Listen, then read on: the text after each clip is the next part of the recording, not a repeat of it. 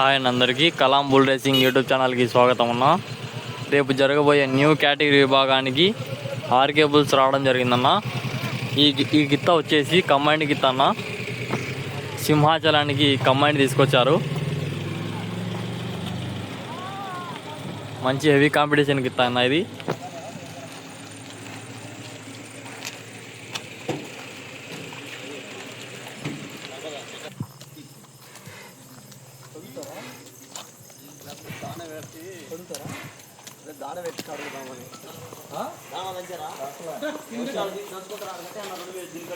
పట్టు పక్కన